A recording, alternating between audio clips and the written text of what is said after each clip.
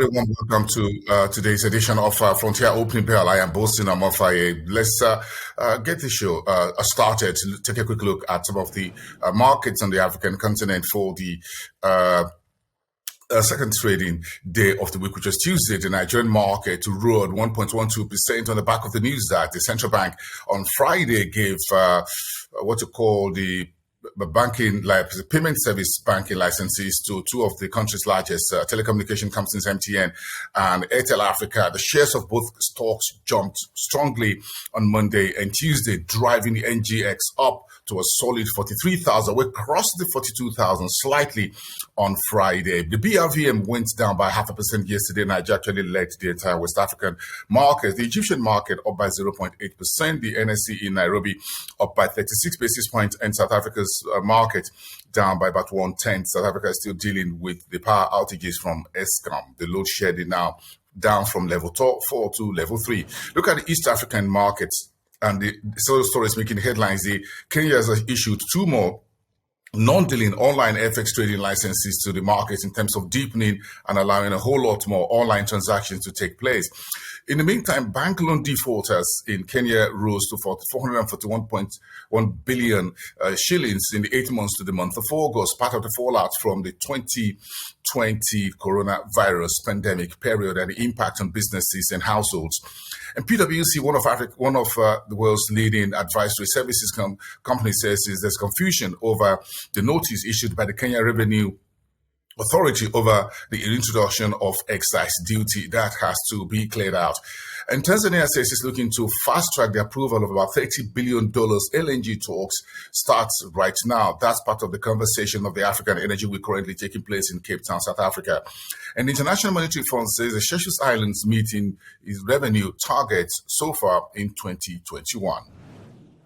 Take a look at the West African markets with me, where the NCC, that's Nigeria's Telecommunications Commission, the agency responsible for regulating the telco industry, says is looking at 632 billion naira in revenue from the 5G spectrum sales due to take place in December. The offering fee for each of those licenses is in the region of $170 million, which the telcos in Nigeria have asked the NCC to kindly reduce. The Minister of Finance in Ghana says is presenting 2022 budget on November the 15th. That to be brought in early next week. We'll keep that eye on that. In the meantime, Ghana is looking to return to Eurobond market, but not to IMF borrowing, according to the finance minister. And the lack of progress in the G20 debt deals is slowing Mauritania's participation, which is a major problem for the Western Saharan economy, north of the continent. Okay, I'm throwing in the Southern African markets with the African Energy Week 2021 entering its second day today here in Cape Town. Of course, the head of the APPU, which is Africa's version of OPEC for oil-producing states, says Africa's position in terms of transition of fossil fuels should be respected. The SADC minister for the Southern African Development Community is looking to okay an extension of a trade scheme between member states. And Eskom is now lowering its load shedding from level 4 to level 3. Says the Green Deal is to crowd in extra 590 billion rand. That's news coming from the IMB. A Malawian president has unveiled the Southern African country's 10-year economic implementation plan.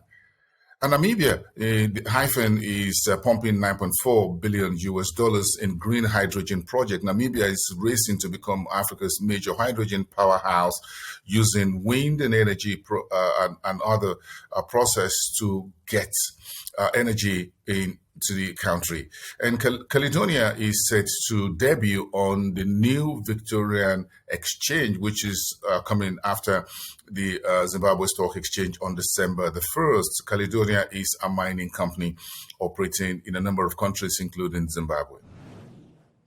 Okay, let's look at the North African news this morning, where the NBE, that's the Bank of Egypt, is getting the okay of the Central Bank of Egypt, the CBE, to establish a company to launch a digital bank. That is in the same footstep as Nigeria is looking at payment service banks right now. Digital bank is what the NBE is looking at in Africa, North Africa's largest economy. And UK's investment arm, the CDC Group, says it's injecting $440 million investments into Egypt.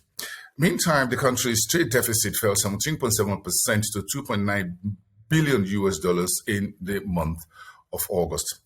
And Morocco is planning port infrastructure to improve its LNG import.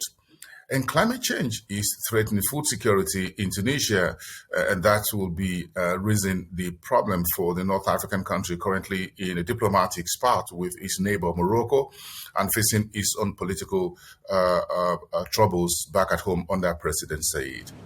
And that's about it for today on Frontier Opening Bell. I am Bosun Domofai, and I'll see you next time.